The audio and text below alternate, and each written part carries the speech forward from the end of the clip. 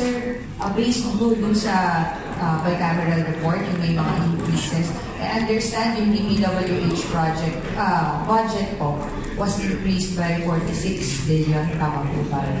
And you mentioned po kasi kanina sa hearing that you are going for even distribution of DPWH funds. Yung 46 billion po ba na yun, would you say that your goal to equate the distribution was realized?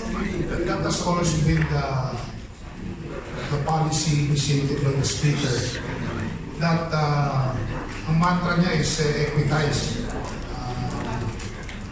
No district should be left behind. So walang zero dito, walang masisiro dito. Lahat ng distrito, regardless of how the representative voted, may makukuha galing sa budget na ito yung kanilang distrito.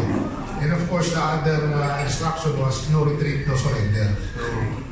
So I think we've been successful in that and putting in place the House of Representatives in its proper place when it comes to the order of power, when it comes to budgeting.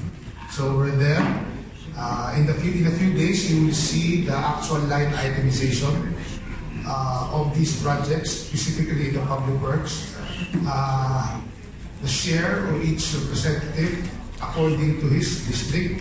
Anything over and above that is again not our say.